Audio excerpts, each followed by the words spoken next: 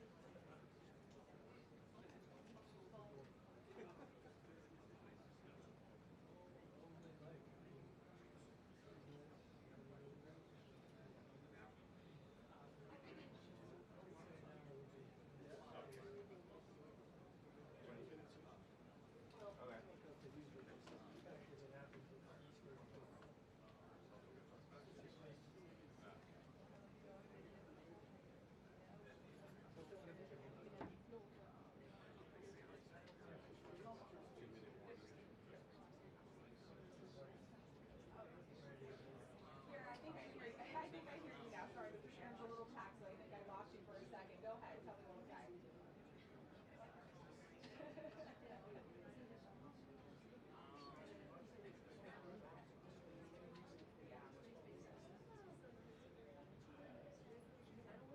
Well, certainly you have Democratic lawmakers, especially there in Minnesota, who are questioning how the administration and just also, quite frankly, just frustrated with the amount of lies that is on the ground in Minnesota. And we've heard the mayor there in Minneapolis that very I wouldn't even repeat the language that he used, calling for ICE to get out of his city. We also heard the Democratic lawmaker, Smith, who called for, I think they're going to say, get off the backs of Minnesotans that is so much of this has not only been about these stepping up ICE enforcement,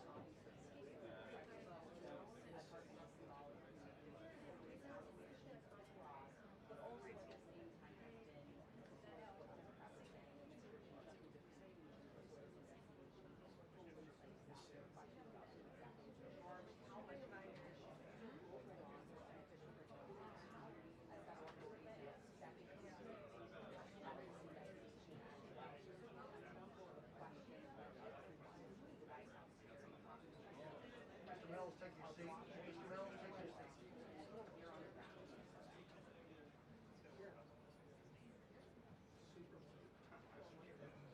You guys can't talk to me as you also ask us questions. I can't hear what you're saying. You started like 40 minutes late. Don't come here with a director.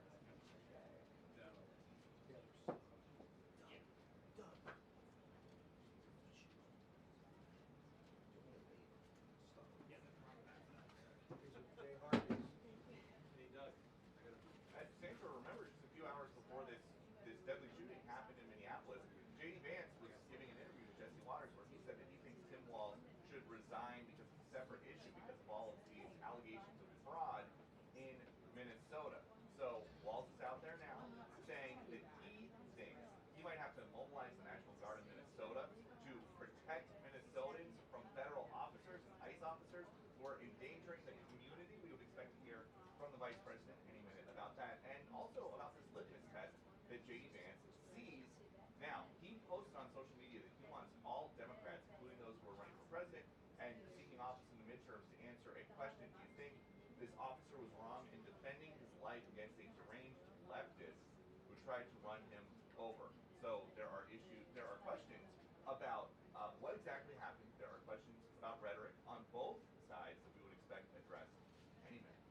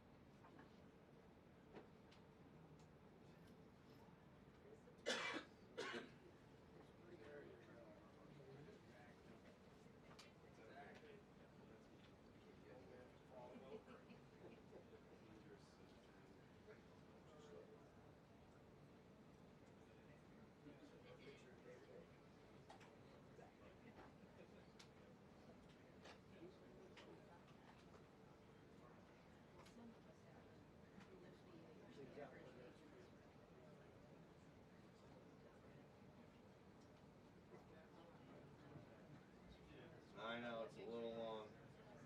Doug, you got the same problem. You got the same problem with your hair? Here? Same problem. Oh yeah, same barber. Same barber?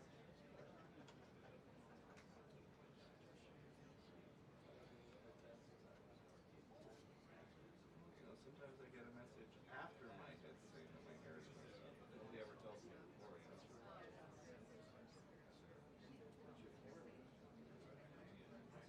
I don't talk to the,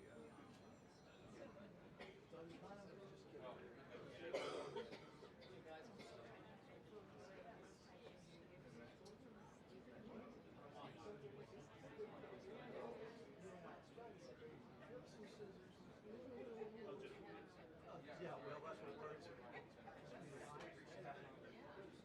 I should have narrated. Thank you so much. And appreciate it. Thank you. There goes all our. Thank you so much. Appreciate it.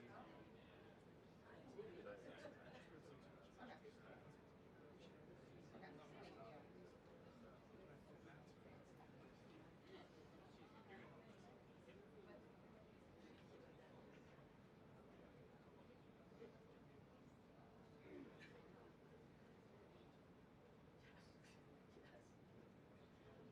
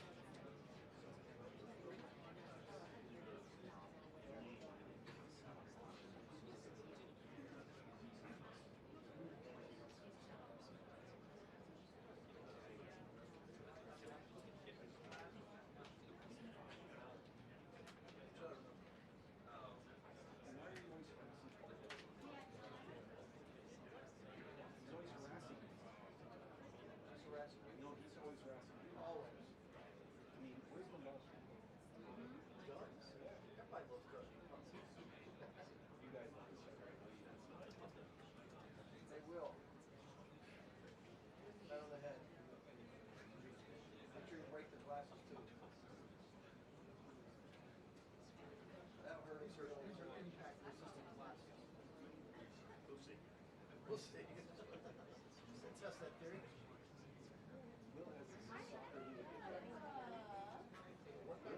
Constantly getting things severe.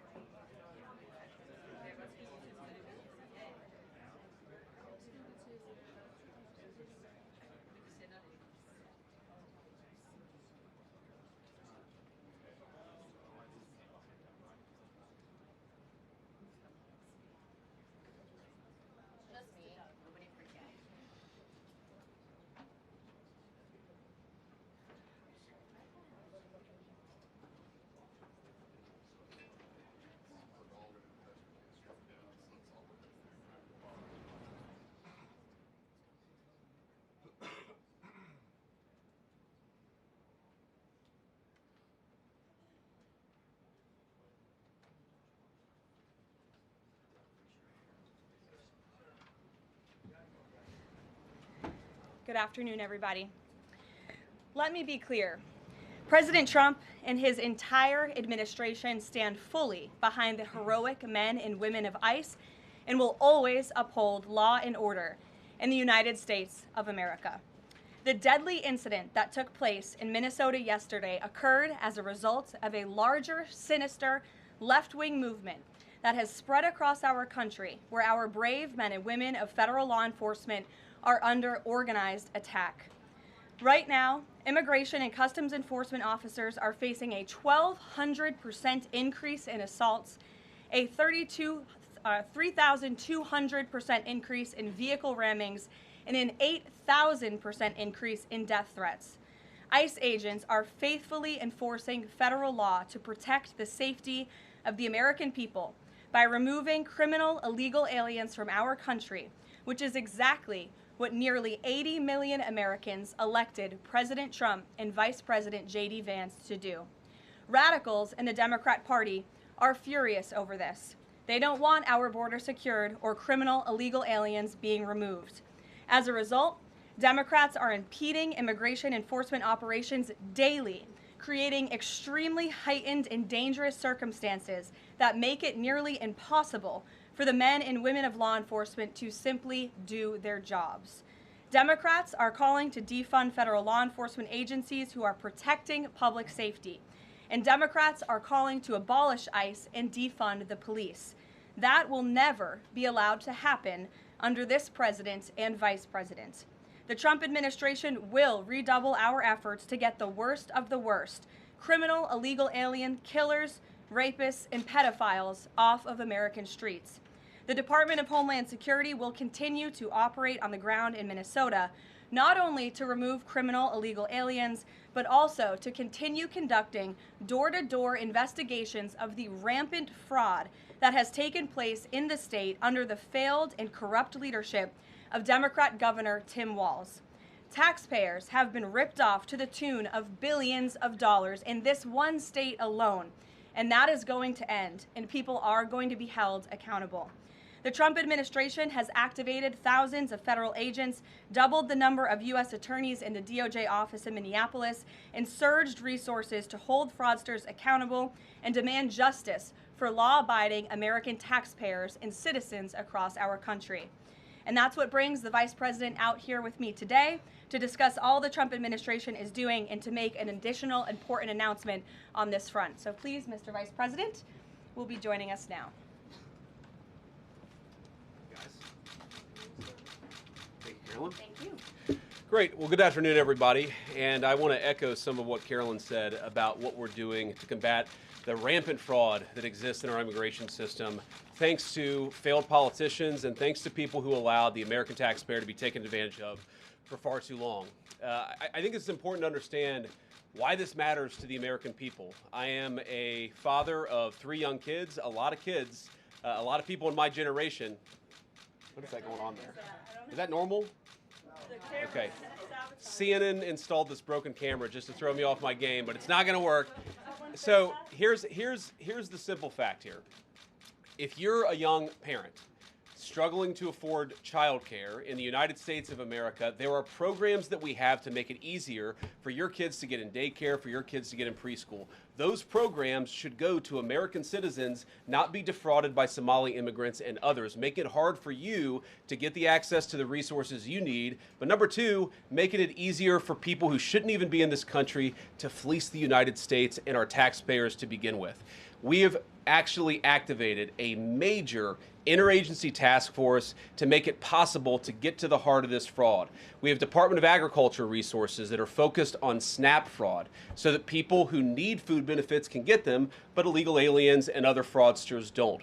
We have over 1,500 subpoenas that the Department of Justice has issued to get to the heart of the fraud ring. We've done almost 100 indictments, mostly Somali immigrants, but also a few others. And of course, we're looking in with broad investigatory authority to a number of the instances of wrongdoing that we've seen in Minneapolis. But we also want to expand this. We know that the fraud isn't just happening in Minneapolis, it's also happening in states like Ohio. It's happening in states like California. And so what we're doing in order to help coordinate this remarkable interagency effort from the Trump administration, but also to make sure that we prosecute the bad guys and do it as swiftly and efficiently as possible, is we are creating a new Assistant Attorney General position who will have nationwide jurisdiction over the issue of fraud. Now, of course, that person's efforts will start and focus primarily in Minnesota, but it is going to be a nationwide effort because, unfortunately, the American people have been defrauded in a very nationwide way.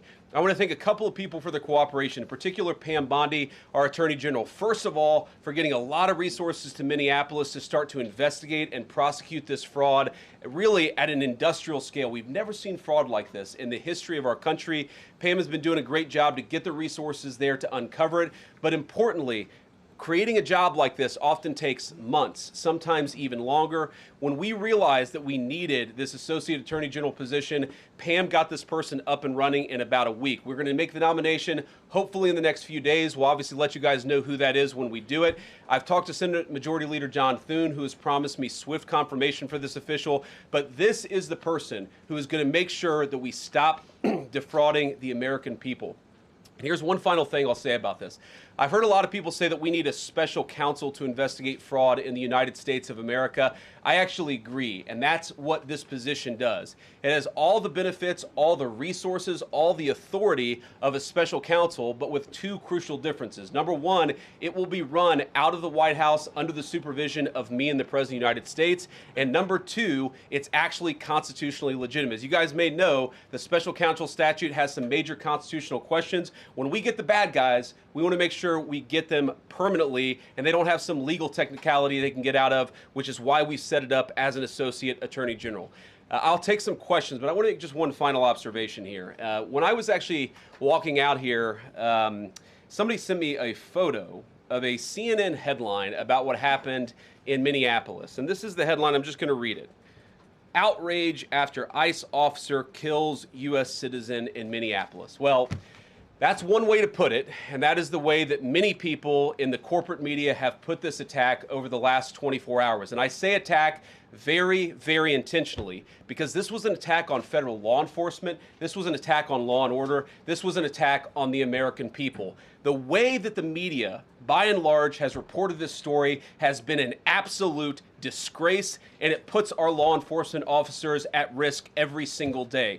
What that headline leaves out is the fact that that very ICE officer nearly had his life ended, dragged by a car 6 months ago, 33 stitches in his leg. So you think maybe he's a little bit sensitive about somebody ramming him with an automobile? What that headline leaves out is that that woman was there to interfere with a legitimate law enforcement operation in the United States of America. What that headline leaves out is that that woman is part of a broader left-wing network to attack, to dox, to assault, and to make it impossible for our ICE officers to do their job. If the media wants to tell the truth, they ought to tell the truth that a group of left-wing radicals have been working tirelessly, sometimes using domestic terror techniques to try to make it impossible for the President of the United States to do what the American people elected him to do, which is enforce our immigration laws. The President stands with ICE, I stand with ICE, we stand with all of our law enforcement officers. And part of that is recognizing that you people in the media, not everybody in this room, but many people in this room have been lying about this attack. She was trying to ram this guy with her car. He shot back. He defended himself. He's already been seriously wounded in law enforcement operations before, and everybody who's been repeating the lie that this is some innocent woman who was out for a drive in Minneapolis when a law enforcement officer shot at her, you should be ashamed of yourselves. Every single one of you. Questions?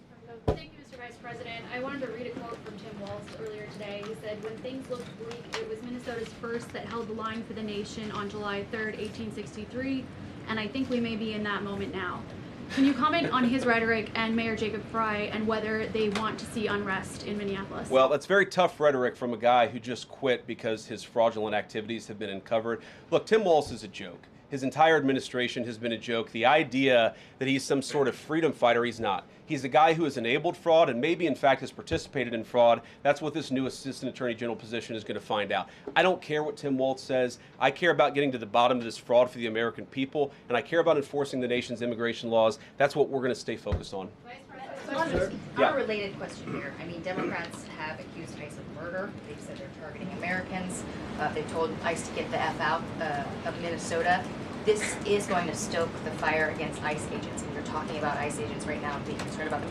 What, if anything, is the administration going to do to make sure these folks are protected during these protests? But also, should DHS sort of revisit their procedures here? I mean, nobody wants to see an American killed. Are there changes that need to be made to make sure something like this doesn't happen again? Look, first of all, of course, nobody wants an American citizen to be killed. This is absolutely a tragedy, but it's a tragedy of the making of the far left. They have radicalized a very small segment of the population, taught them that ICE agents are engaging in wide-scale violation of people's rights.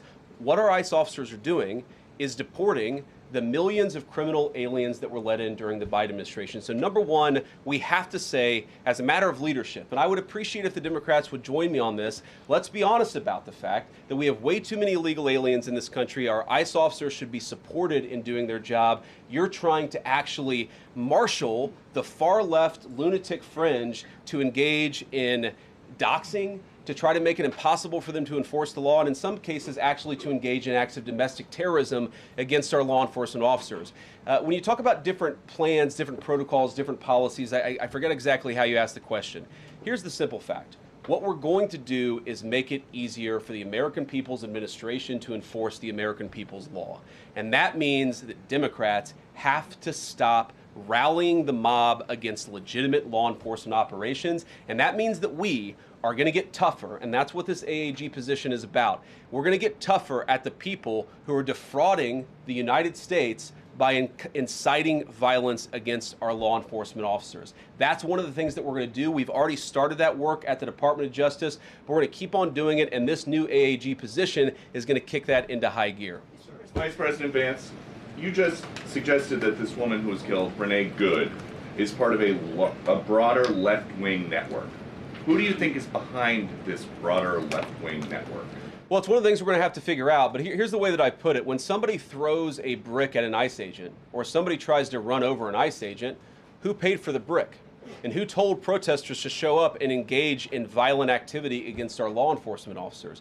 You see, just with this most recent terrible incident in Minneapolis, you see friends of this woman's or other people who are eyewitnesses saying basically that she was there to engage in obstruction of a legitimate law enforcement operation. How did she get there? How did she learn about this? There's an entire network, and frankly, some of the media are participating in it, that is trying to incite violence against our law enforcement officers. It's ridiculous, it's preposterous, and part of our investigatory work is getting to the bottom of it. Who's funding it? Who's supporting it? Who's cheerleading it? And of course, if there's illegal activity related to that, we're going to get to the bottom of that and prosecute it where we can. Vice President, thank you for taking questions today.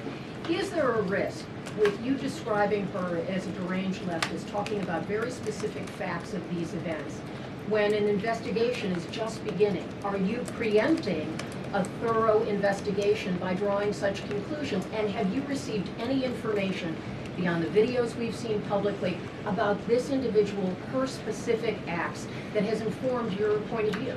Well, first of all, the Department of Justice is going to investigate this. The Department of Homeland Security is already investigating this. But the simple fact is, what you see is what you get in this case. You have a woman who is trying to obstruct a legitimate law enforcement operation. Nobody debates that.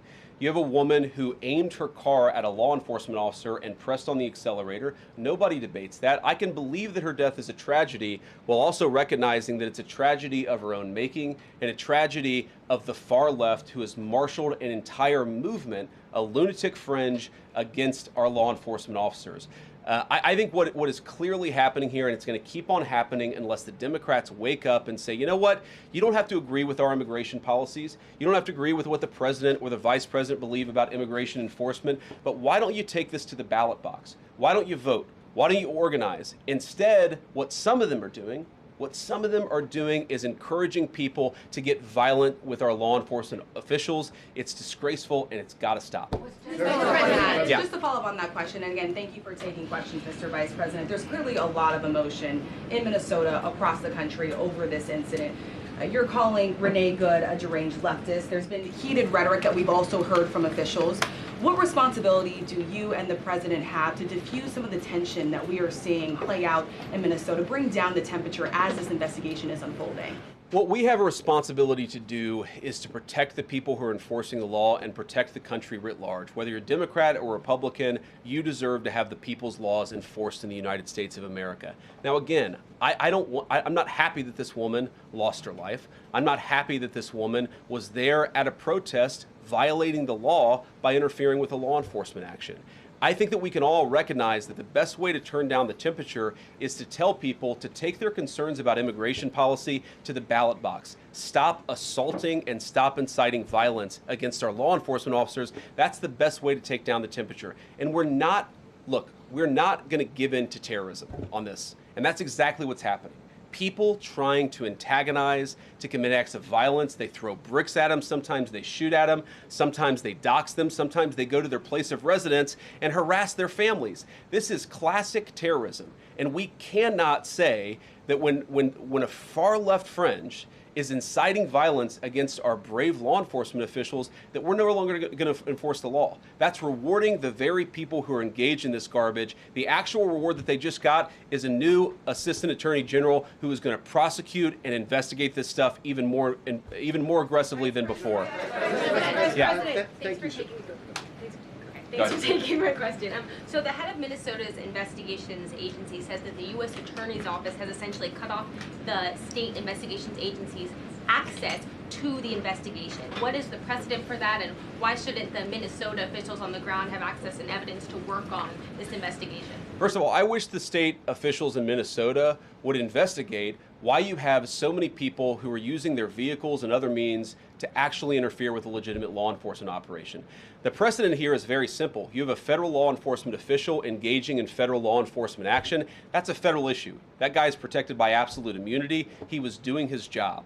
The idea that Tim Walz and a bunch of radicals in Minneapolis are going to go after and make this guy's life miserable because he was doing the job that he was asked to do is preposterous. The unprecedented thing is the idea that a local official can actually prosecute a federal official with absolute immunity. I've never seen anything like that. It would get tossed out by a judge. So what I'd like Minnesota to focus on is the real issue that they're encouraging people. Minneapolis officials are encouraging people to commit violence against ICE officials. It's ridiculous. It's got to stop. Go ahead. Mr. President, thank you. You said earlier that there's a left-wing network to attack, to dox, to assault, and make it impossible for ICE officers to do their job. You told my colleague just now that there's an investigation going on into that network. Yep. So if everything that you say is true, how does being part of that network justify being shot? Well, being part of the network doesn't justify being shot, but ramming an ICE officer with your car, that's what justifies being shot. It's not a good thing, by the way, but when you force somebody to engage in self-defense, it's almost a preposterous question. I'm not saying that funding some of this stuff justifies capital punishment. Nobody would suggest that. The reason this woman is dead is because she tried to ram somebody with her car and that guy acted in self-defense. That is why she lost her life, and that is the tragedy. Now, there may be other violations of the law and other penalties that are associated with those violations of the law. For example, if you are funding violence against our law enforcement officers, I'm not a prosecutor. My guess is that's not the sort of thing that earns capital punishment, but it should sure as hell earn you a few years in prison if you're funding the effort to try to assault our law enforcement officers. I'm sorry, guys, what's going on here? You guys are meant to report the truth. How have you let yourself become agents of propaganda of a radical fringe that's making it harder for us to enforce our laws? You just asked me a question that presumed that the reason why this woman died is because she was engaged in legitimate protest. She tried to run somebody over with her car, and the guy defended himself when that happened. Next question. The investigation is still ongoing. I said next question. Mr. Vice President, I mean, you presumably watched the video yourself. There's not the slightest doubt in your mind, having viewed it, that the victim, you still believe that she deliberately tried to ram him despite seeing this video? Look, I don't know what is in a person's heart or in a person's head, and obviously we're not going to get the chance to ask this woman what was going on. What I am certain of is that she violated the law. What I am certain of is that that officer had every reason to think that he was under very serious threat for injury or in fact, his life. What I'm certain of is that she accelerated in a way where she ran into the guy. I don't know what was in her heart and what was in her head, but I know that she violated the law, and I know that officer was acting in self-defense. It raises an interesting point, though. Look, if people want to say that we should have a legitimate debate about, what was she really doing, right? Was she panicking when she drove into this officer, or was she actually trying to ram him? That's a reasonable conversation. What's not reasonable is for so many of you to plaster all over the media that this was an innocent woman and that the ICE agent committed murder, which is what many of you have said explicitly and some of you have said implicitly. That's what I have an objection to. The idea that this was not justified is absurd, and I think everybody knows it in their heart. Yeah. Mr. Vice President, in the green jacket. Taking down the temperature, it seems like political violence is ratcheting up and riots could be around the corner. What steps does the administration have planned to try to unite America? Average people on both political sides are so tired of fighting with each other, and I think all the journalists in this room could agree with me that we don't want to be part of the problem. Do you have any words to unite America? I know you don't want to be a part of the problem, and I think that's true of a lot of you. I'm not sure it's true for everybody, because the reporting over this has been one of the biggest scandals I've ever seen in media. I've never seen a case so misrepresented and misreported when you have a guy who was defending himself and is now being treated as some sort of federal assassin by so many of the people in this room. First of all, let me say about crime. You mentioned violence. One of the things we're proudest about is that you saw violent crime over the last year drop by 20%. Why is that drop by 20%? Is it because we're attacking our law enforcement officers, or is it because we in the administration are empowering our law enforcement officers to enforce the law? I think that's one of the ways you take down the temperature, is you make people feel more secure and safe in their person and property. That's why we care so much about protecting our law enforcement, because it accrues to the benefit of the entire national community. I think that we can absolutely talk about the ways in which, we can lower the temperature by discussing differences in a reasonable and rational way. Again, I'm happy to talk with any congressional Democrat or any of you about our immigration policy, about why I think it's necessary, about why I think it's in the best interest of the country, about why the President of the United States was elected to actually enforce the border for the first time in at least 4 years. So here's the problem. That's not the debate so many people are having. They are actively covering for people who are committing acts of violence against federal law enforcement. It is preposterous. The way to take down the temperature is to stop it. Have your debates about policy. Attack me. Attack the President of the United States. Don't attack our law enforcement officers. They are trying to do the job the American people demanded that they do. They are not policy actors. They are enforcing the law. They should be treated with a modicum of dignity and respect. And the fact that they're not is why incidents like yesterday happened. The one final point I'll make about this is, look, there's a part of me that feels very, very sad for this woman, not just because she lost her life, but because I think she is a victim of left-wing ideology. What young mother shows up and decides they're going to throw their car in front of ICE officers who are enforcing legitimate law? You've got to be a little brainwashed to get to that point to where you're willing, not just to protest, that's fine, not peacefully protest, but throw your vehicle in front of legitimate law enforcement officers and drive your car into them. To get to that point, you have to be, I think, radicalized in a very, very sad way. I certainly wish that she hadn't got there. I know there's an ICE officer right now who very much wishes he was not put in the position where he had to fire a gun to defend his own life. Yeah. Thank you, Mr. Vice President. What's your message, following up on that, what's your message to the leaders in Minnesota, the governor of Minnesota, the mayor of Minneapolis, to calm down the situation on the ground, on the streets? What's your message also to those protesters who saw that video in a completely different way than you saw that video? Well, first of all, I think if you watch every angle of that video, there is one angle where if you squint, you can maybe tell yourself that it's not clear what happened. But when you look at all angles of that video, it is very clear that her vehicle went right for the guy. She actually collided with him. And then that's, of course, when he fired his shots. That's obvious, okay? So what I'd say to the protesters is, by all means, protest peacefully, but make this about ideas. Make this about disagreement with our policy. Don't use your protest as a justification or an encouragement for people to go and incite violence and participate in violence against our law enforcement officials. To the people on the ground in Minneapolis, meaning the local officials in Minneapolis from Tim Walz on down, I'd say, look, why can't you just disagree with a given piece of immigration policy without turning law enforcement into the enemy? And think about, for example, a criminal law where a police officer goes and arrests somebody because they violated a criminal law. If you're mad about that, go and protest the politician who passed that law. Don't attack the police officer who's just doing their job. We had a wide open border under Joe Biden. I happen to think it's a good thing the President of the United States has closed it down. If you think that's a bad idea, criticize this administration for a policy decision. Don't attack our people for enforcing the law, because I guarantee you go to ICE, there are black people and white people, there are Democrats and Republicans, they are patriotic Americans who are trying to enforce the law. Attack me, lay off of our ICE agents. Yeah, in the blue, all the way, yeah. Yeah, thank you, Mr. Vice President. You called on Tim Walz to resign. Can you lay out the case as to why he should step down?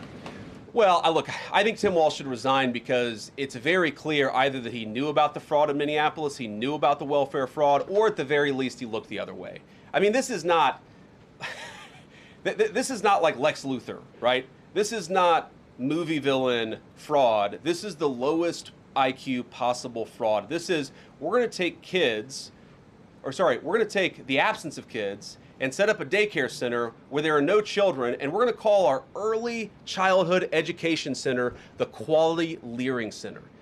By the way, if you can't spell learning, maybe you shouldn't be in early childhood education. But people got rich off of this. We know that there were schools who either had no enrollment or at least they overstated their enrollment. Tim Walz, either it was unbelievable incompetence or he was in on the fraud. That's one of the things we're going to get to the bottom of. Sir. Thank you, Mr. Vice President.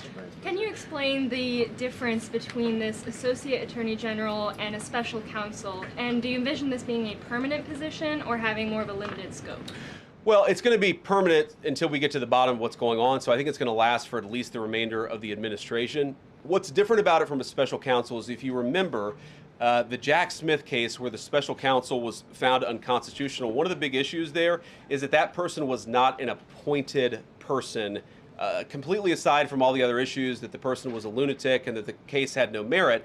There was a fundamental constitutional issue, which is that he had not been appointed by the president and he had not been confirmed by the United States Senate. An assistant attorney general, what that's going to allow us to do is appoint this person, have them confirmed by the Senate. That's one difference. The more substantive difference is that this person is going to be part of a very broad interagency White House that's being led from the President of the United States on down. And that's going to give him the resources, the access to material and information to make this person more effective. I think a lot of people have asked, how are you really going to get to the heart of the fraud? We've been asking ourselves that question for the past couple of months, and we think this is the critical piece at the Department of Justice to really ramp this fraud investigation into high gear.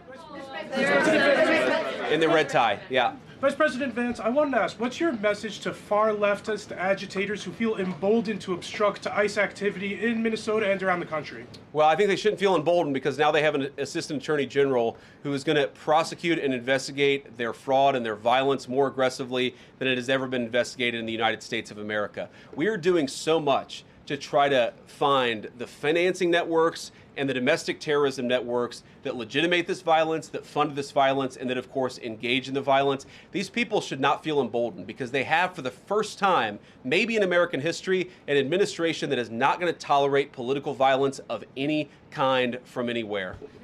Yeah. We not clear today that the entire weight of the federal government is behind these ICE agents and this ICE agent in particular.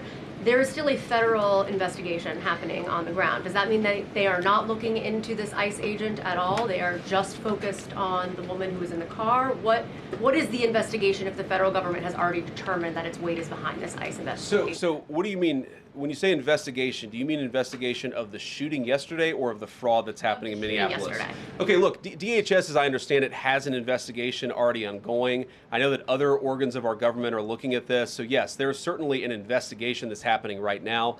But as part of the broader fraud investigation, a lot of what we're doing with the Department of Justice has already started.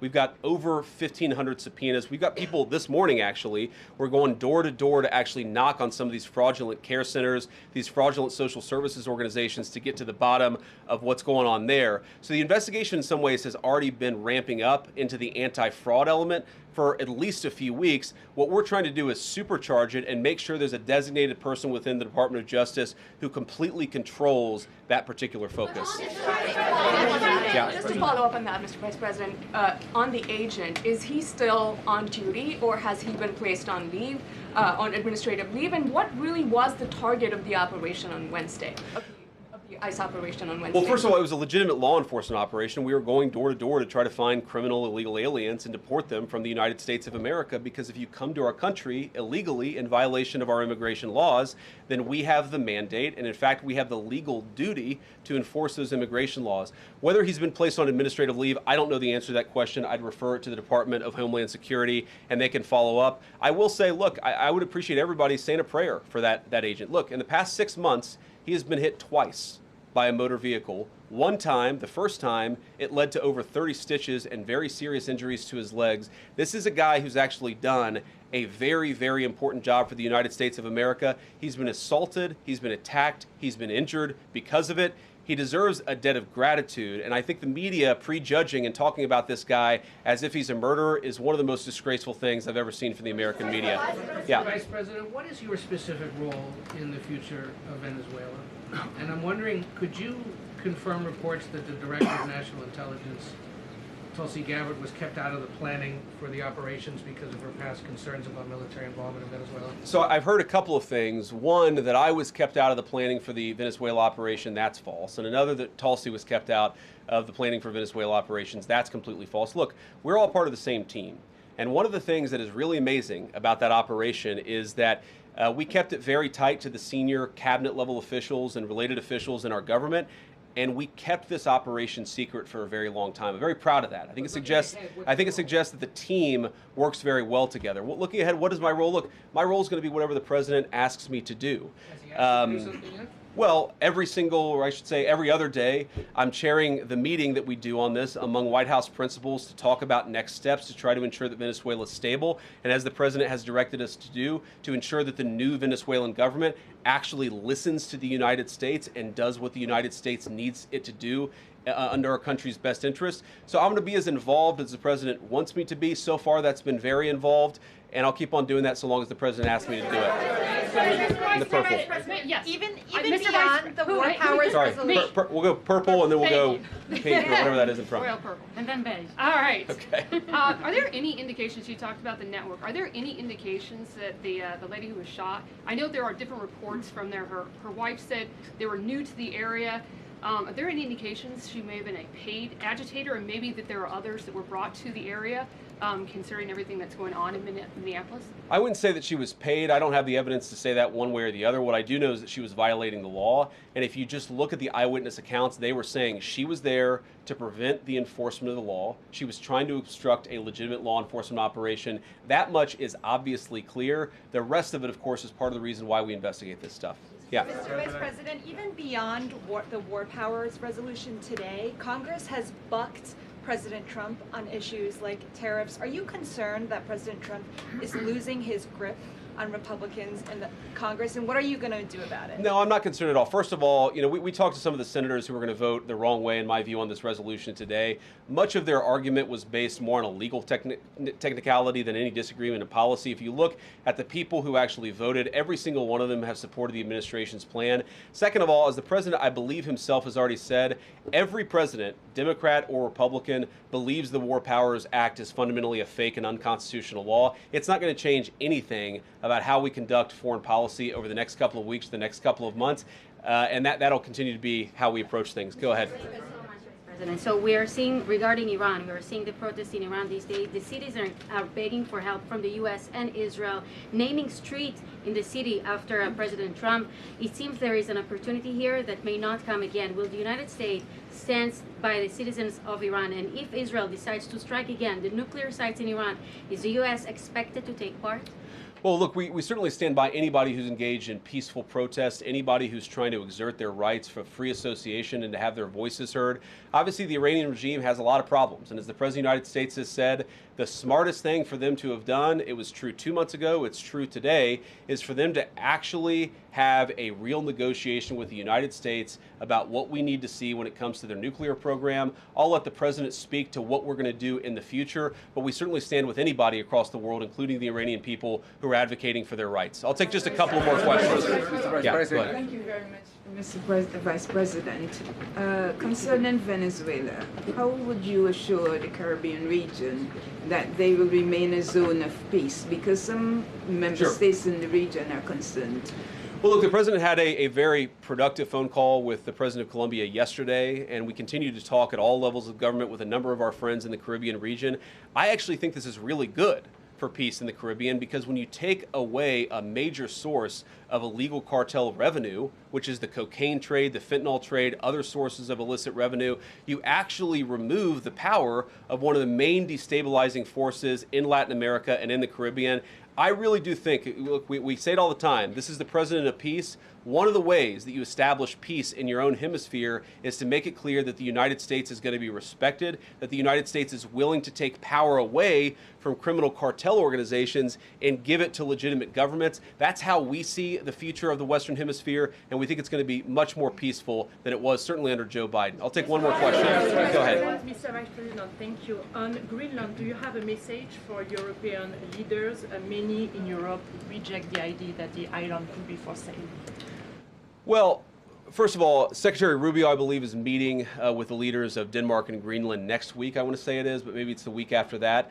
We'll continue to deliver some of these messages in private, some of them in public, but I guess my advice to European leaders and anybody else would be to take the President of the United States seriously. What has he said about Greenland? Set to the side the crazy overreactions that I've seen from the press and from certain people in Europe. What has the President said? Number one, Greenland is really important, not just to America's missile defense, but to the world's missile defense. Number two, we know that there are hostile adversaries that have shown a lot of interest in that particular territory, that particular slice of the world. So what we're asking our European friends to do is to take the security of that landmass more seriously, because if they're not, the United States is going to have to do something about it. What that is, I'll leave that to the President as we continue to engage in diplomacy with our European friends and everybody on this particular topic. And again, thank you all for listening. Thanks for taking questions. And I just ask you, look, this is politics, and often Republicans and get in arguments with the press about things. And I understand that. I think it's really irresponsible for you guys to go out there and imply or tell the American people that a guy who defended himself from being rammed by an automobile is guilty of murder. Be a little bit more careful. We're going to talk about toning down the temperature, which I know the President wants to do, and I certainly want to do. One of the ways we tone down the temperature is to have a media that tells the truth. I encourage you all to do that. God bless you. Happy New Year, guys.